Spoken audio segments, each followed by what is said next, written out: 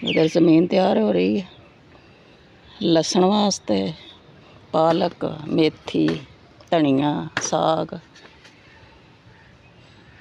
वो तो रूढ़ी लिया लगा थोड़ी जी, 2 बाल्टियां सुटना है।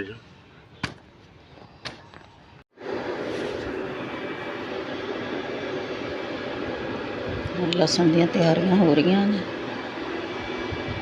लाल लसन ये सारा मैं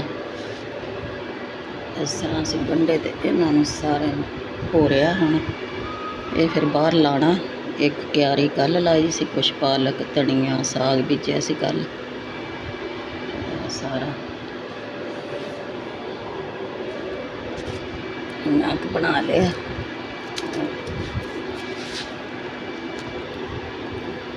ये गंढे ने लसन दे, फिर इन्हों एक एक करके तो इस तरह रखना तो फिर इतने बाहर लाना है। ये बी है।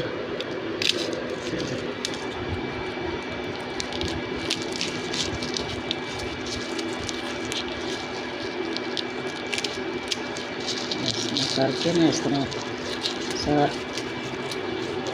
एक एक करके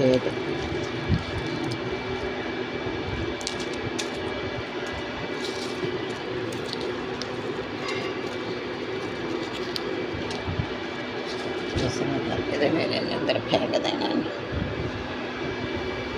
2-3 घंटे हो गए मैनू लगी ना, तो है कटिया अद्धा हो गया तो अद्धा हो रहा।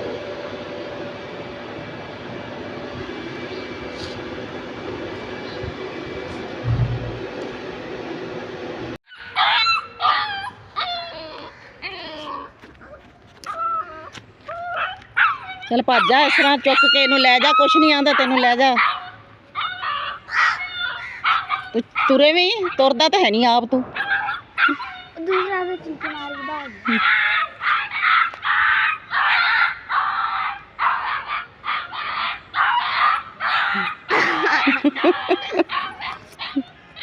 हुण भजेगा आगे आगे वो बैठी होती है इधर।